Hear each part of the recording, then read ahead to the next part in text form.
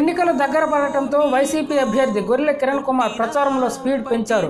TDP అవినీతి పాలనను తరిమి కొట్టాలని వైసీపీ అభ్యర్థి గొర్రెల కిరణ్ కుమార్ అన్నారు. సోమవారం లావేరు మండలం తాళ్లవలస గ్రామంలో ప్రచారం చేపట్టారు. తొలుత రామమందిరంలో రాములవారి ఆశీస్సులు పొంది ప్రతి వీధుల్లోకి వెళ్లి ప్రజలను ఉద్దేశించి మాట్లాడారు. అనంతరం హరిజనవాడలో అంబేద్కర్ విగ్రహానికి పూలమాల వేసి నివాళులర్పించారు. మహిళలు ఆయనకు మంగళహారతులతో స్వాగతం పలికారు. రావాలి జగన్, కావాలి కిరణ్ అంటూ నినాదాలు హోరెత్తించారు. ఈ సందర్భంగా ఆయన మాట్లాడుతూ నవరత్నాలతో నవ్యాంధ్ర నిర్మాణం సాగుతుందని, దీంతో బడుగు బలహీన వర్గాల వారు అభివృద్ధి చెందుతారని ఆయన అన్నారు. నాకు ఒక్క అవకాశం ఇవ్వండి, మీకు అన్ని విధాలుగా అండగా ఉంటానని ప్రమాణం చేస్తున్నానని ఆయన తెలిపారు. ఈ ఎలక్షన్ల ముందు ప్రకటించి అదేదో తానే గొప్పగా చెప్పుకున్నట్టు జగన్మోహన్ రెడ్డి గారు ప్రకటించిన ప్రకటనని ఇతను చూసి కాపీ చేస్తే ఈ రోజేమో అతను చేసినట్టు చెప్తూ ఉన్నాడు. కానీ ఆనాడే జగన్మోహన్ రెడ్డి గారు అన్నారు, మనం ఇచ్చింది ఏనాడైనా 2000 రూపాయల పెన్షన్ని చంద్రబాబు నాయుడు ఎలక్షన్ల ముందు ప్రకటిస్తే తప్పనిసరిగా దాన్ని 3000 రూపాయల పెన్షన్ చేసి మనం ఇవ్వడం జరుగుతుందని కూడా మీ అందరికీ తెలియపరుస్తూ ఉన్నాను.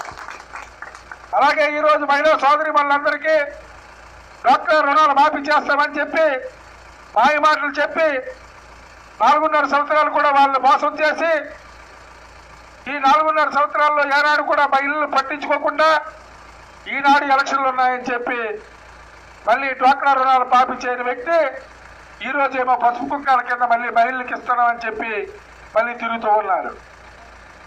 ఈరోజు ఈ ఇచ్చిన 10,000 కూడా మీరు అనుకోవచ్చు అది ఉచితమని. ఎక్కడ కూడా చంద్రబాబు నాయుడు కానీ స్థానిక ఎమ్మెల్యే కళా వెంకట్రావు కానీ ఏనాడు కూడా ఇది ఉచితం కాదు అని చెప్పలేదు, ఉచితమని చెప్పలేదు. కానీ ఇదంతా మన తాలూకా డబ్బు, ఈ డబ్బుని మనకు అప్పుగా ఇచ్చారే తప్ప ఇది ఉచితం కాదని ఒకసారి గుర్తించాలి. జగన్మోహన్ రెడ్డి గారు నవరత్నాల కార్యక్రమాల్లో ప్రతి 45 సంవత్సరాలు దాటిన మహిళకు కూడా 3000 రూపాయల పెన్షన్ ఇవ్వడం జరుగుతుందని కూడా తెలియపరుస్తూ ఉన్నాను. అలాగే 45 సంవత్సరాలు దాటిన మహిళ 45 సంవత్సరాలు వచ్చేసరికి పని పాటు చేసుకోలేక, కష్టపడలేక, పిల్లలు పోషించుకోలేక ఈరోజు అవసర పడుతూ తన కుటుంబాన్ని పోషించుకో